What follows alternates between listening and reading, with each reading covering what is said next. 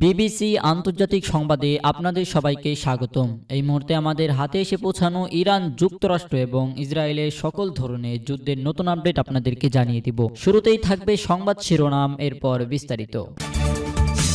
ইরানে গোপনে হামলা চালিয়েছিল সৌদি আরব।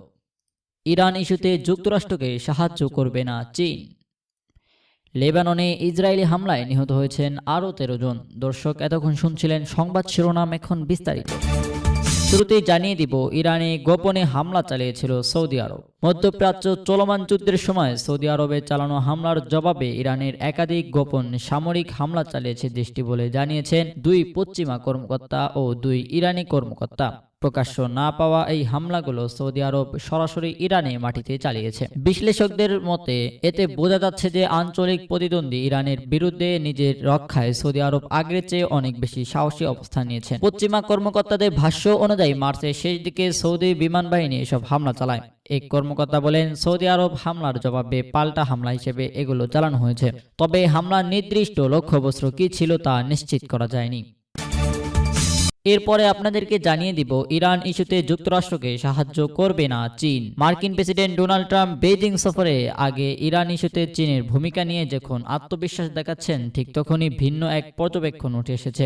তেহরানের বিশ্ববিদ্যালয়ের রাষ্ট্রবিজ্ঞানের অধ্যাপক হাসান আহমদিয়ান মনে করেন, চীন কখনোই ইরান ইস্যুতে যুক্তরাষ্ট্রকে সাহায্য করবে না। মঙ্গলবার 12 মে আল জাজিরাকে দেওয়া এক সাক্ষাৎকারে অধ্যাপক আহমদিয়ান বলেন, এই যুদ্ধ কে শুরু করেছে এবং বর্তমান যুক্তরাষ্ট্রের অবস্থান কোথায় সে সম্পর্কে চীনের খুব পরিষ্কার ধারণা আছে। চীন তাদেরকে সহায়তার হাত বাড়িয়ে দিতে মোটেও ইচ্ছুক নয়। সর্বশেষ আপনাদেরকে জানিয়ে দিব, লেবাননে ইসরায়েলি হামলায় নিহত হয়েছেন আরও 13 জন। লেবাননে ইসরায়েলি বাহিনী হামলায় 13 জন নিহত হয়েছেন। এদের মধ্যে এক সেনা সদস্য, এক শিশু এবং 2 জন উদ্ধারকর্মী রয়েছেন বলে জানিয়েছে দেশটির স্বাস্থ্য মন্ত্রণালয়। মঙ্গলবার 12 মে দক্ষিণ লেবাননের ইসরায়েলি এই হামলা চালায়। খবর এফএফপি।